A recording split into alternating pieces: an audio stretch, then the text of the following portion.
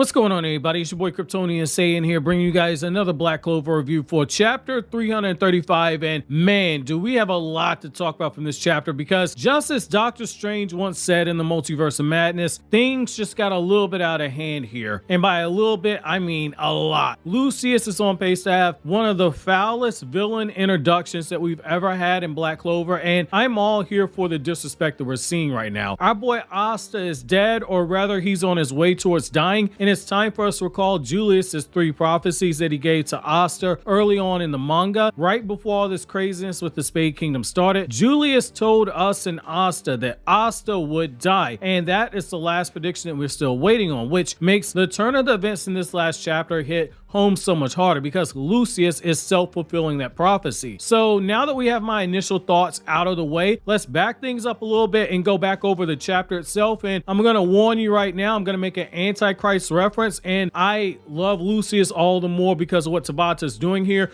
If you thought what he did with the devils and going deep into devil lore mythology was crazy, wait until you see what the Antichrist connection is here. So this chapter picks up exactly where the last one left off last week, and if you're like me and you're wondering why is Lucius leaving Asta alive, what in the world is this guy thinking? Well, in this chapter we see that Lucius is not a simp like Dante, who can't see things all the way through. Instead, Lucius is saying, hey, I followed through to make sure the job is actually done. Lucius is looking down at Asta, who is gravely wounded from a prior attack in the last chapter, and Asta's gritting his teeth and he's vowing that the fight isn't over in typical Asta fashion, and Lucius drops the bombshell. Asta only has a few minutes left to live. Lucius then goes on to explain that he's purified and incarnated the soul of Beelzebub into Sister Lily, but in this instance, he didn't completely change the shape of her soul. So my comparison to Mahito from Jujutsu Kaisen last week, it doesn't exactly hold up. However, what he did do is still pretty sick and twisted. So Lucius essentially injected a second soul into Sister Lily's body, which might actually be an even worse of a fate than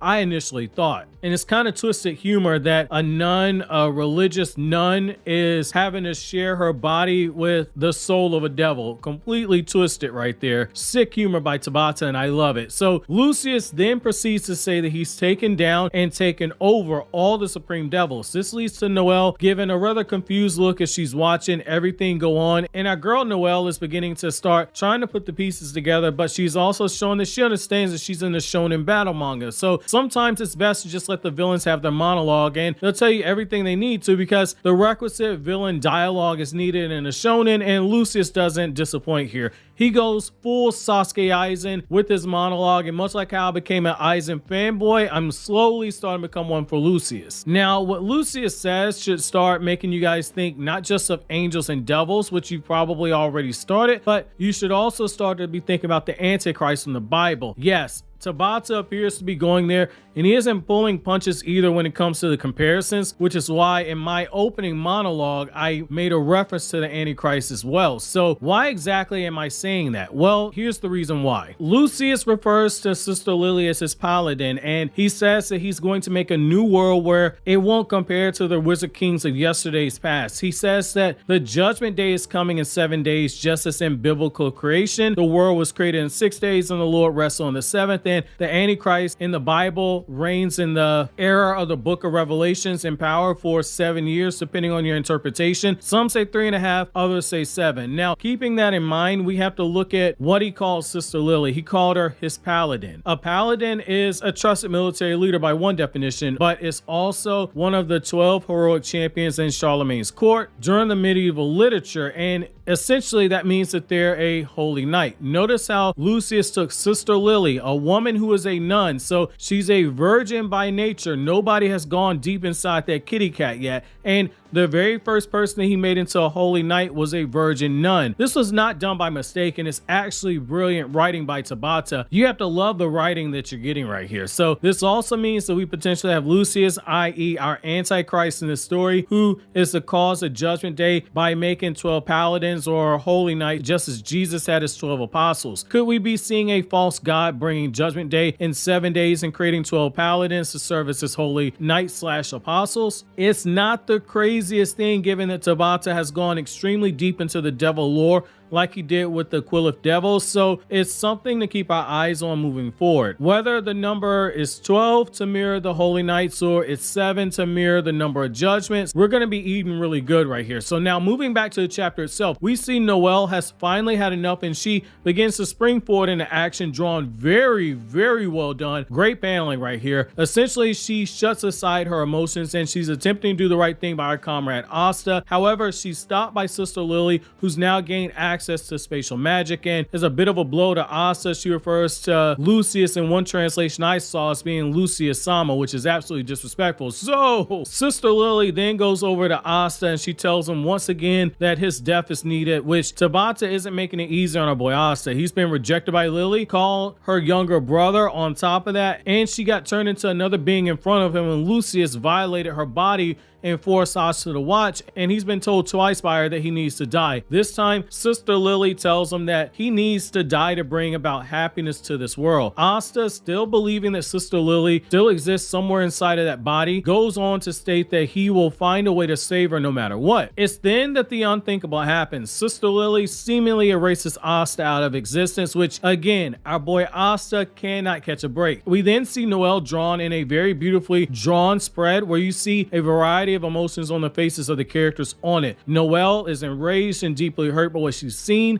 Mimosa looks highly emotional, but it's Nero who really grabs my attention the more I look at the panel. She looks like someone who has literally had their heart ripped out and is in shock over what she's witnessing. She looks like she can't process the scene before her, which it makes sense just given the relationship she has with Asta and how long she's watched over Asta. We joke that Asta is a harem god, but the reactions by these three women shows you just how much Asta's impacted their lives and how much being unable to protect them has damaged them, which will make their rescue of Asta or their eventual triumph over Lucius that much more earned. Now, the Magic Knight captains then rush onto the scene, and Yami immediately senses something different about the Wizard King and is the one who recognizes the depths of the terror before them, before anybody else. It's then we get the moment that I'm personally not prepared for, which is we see Yami screaming at Lucius while he's calling him Julius, and we see just how hard this betrayal is going to shatter Yami as everything processes. However, in a bit of irony in my opinion,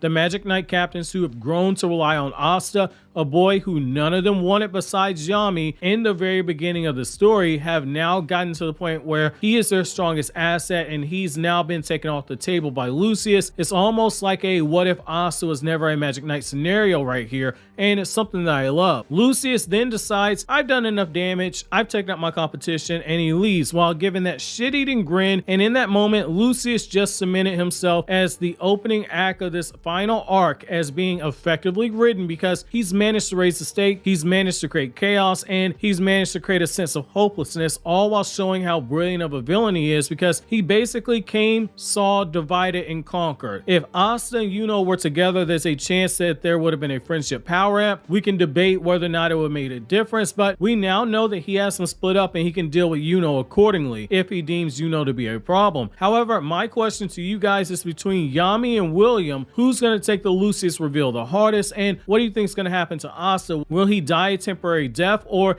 is he going to break Julia's prediction and stay alive without even dying briefly? While you think that over, consider watching these other videos you see on the screen right now.